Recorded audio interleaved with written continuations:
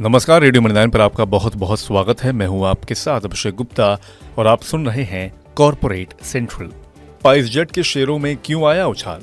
किस कंपनी के कमर्शियल वाहनों की बढ़ने जा रही हैं कीमतें? जेएमआर एयरपोर्ट्स के शेयर क्यों बढ़े, बताएंगे आपको। और इसके अलावा भी होंगी कॉर्पोरेट जगत से जुड़ी कई और बड़ी खबरें। तो चलिए शुरू करते हैं कॉर्पोरेट सेंट्रल।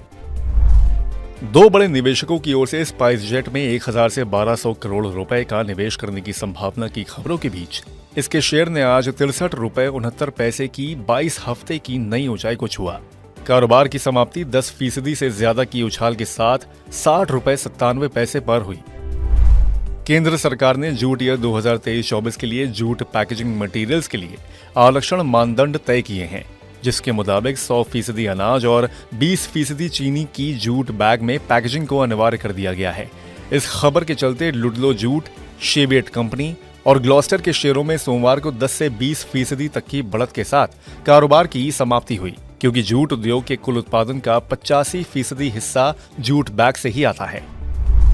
हाल में शेयर बाजार में लिस्ट हुई सरकारी कंपनी एरेडा के शेयर में आज 20% का अपर सर्किट लग गया, क्योंकि कंपनी ने रिटेल डिवीजन लॉन्च किया है, जिसके तहत ये कंपनी पीएम कुसुम योजना, रूफटॉप सोलर और अन्य B2C सेक्टर्स के ग्राहकों को लोन देने पर फोकस करेगी। लिस्टिंग के 11 दिन में ये शेयर इश्यू प्राइस से 166% ऊपर है। जेएमआर एयरपोर्ट्स के शेयर ने मई 2009 के बाद पहली बार 74 रुपए 40 पैसे के स्तर को छुआ है।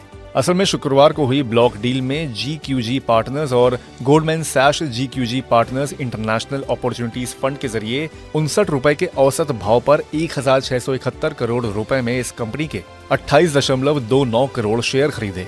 कारोबार के अंत में शेयर करीब 6.25% की मजबूती के साथ 72 रुपए 80 पैसे पर बंद हुआ।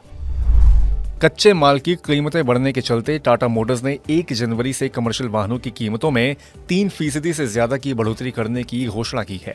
खबर के चलते टाटा मोटर्स के शेयर ने आज 726 रुपए 50 पैसे की ऊंचाई को छुआ और 0.25% की बढ़त के साथ 720 रुपए 75 पैसे के स्तर पर कारोबार की समाप्ति हुई। भारतीय जीवन बीमा निगम यानी कि LIC को deputy commissioner state banks Warangal Telangana की ओर से 183 करोड़ रुपए से ज्यादा का GST डिमांड नोटिस मिला है। हालांकि LIC के मुताबिक इस नोटिस से उसके परिचालन, फाइनेंशियल्स और दूसरी गतिविधियों पर असर नहीं होगा। पर सोमवार 11 दिसंबर को LIC का शेयर करीब 1/4% की मामूली गिरावट के साथ 769 रुपए 65 पैसे पर बंद हुआ। दवा कंपनी डॉक्टर रेड्डीज के शेयर में सोमवार को 7% तक की बड़ी गिरावट देखने को मिली है। असल में अमेरिकी ड्रग रेगुलेटर US FDA ने कंपनी के तेलंगाना प्लांट की जांच के बाद 10 आपत्तियां जारी की हैं, जिसमें से कुछ गंभीर बताई जा रही हैं। खबर के मुताबिक शुरुआती कारोबार में यह शेयर 5370 रुपए तक लुढ़कता नजर आया, पर कारोबार के अंत में शेयर 5% की गिरावट के साथ बंद हुआ। एक और दवा कंपनी वॉर्क हार्ट के शेयर ने आज यानी सोमवार को 399 रुपए का 52 वीक हाई छुआ। इस कंपनी ने अपनी एंटीबायोटिक दवा नेफिथ्रोमाइसिन WCK 4873 की फेज 3 निमोनिया स्टडी पूरी होने की घोषणा की है। कारोबार के अंत में यह शेयर 14% की उछाल के साथ 384 रुपए पर बंद हुआ।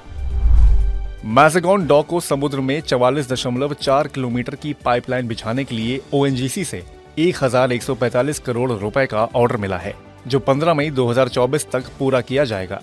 नया ऑर्डर मिलने की खबर से कंपनी के शेयर में 5% से ज्यादा का उछाल दिखा, पर कारोबार के अंत में शेयर करीब 3.25% की मजबूती लेकर 2115 रुपए के स्तर पर बंद हुआ। मीडिया रिपोर्ट्स के मुताबिक डिफेंस क्षेत्र की सरकारी कंपनी HAL 4 देशों में हेलीकॉप्टर, फाइटर जेट एक्सपोर्ट कर सकती है। अर्जेंटीना, इजिप्ट, नाइजीरिया, फिलीपाइंस के साथ ये डील हो सकती है, जिसकी वैल्यू 70,000 करोड़ रुपए बताई जा रही है। सोमवार को HAL करीब 2.25% चढ़कर 2794 रुपए पर बंद हुआ और दिन के दौरान शेयर ने 2813 रुपए की नई ऊंचाई को छुआ था। तो आज के कॉर्पोरेट सेंट्रल में फिलहाल बस इतना ही। ये पॉडकास्ट आपके लिए तैयार किया है हमारे सहयोगी संदीप ग्रोवर ने। बाकी बिजनेस, पर्सनल फाइनेंस और कॉर्पोरेट जगत से जुड़ी और खबरों के लिए सुनते रहिए रेडियो मनी 9 और डाउनलोड कर लीजिए हमारे मनी 9 ऐप को। हमेशा की तरह मैं हूं आपके साथ अभिषेक गुप्ता।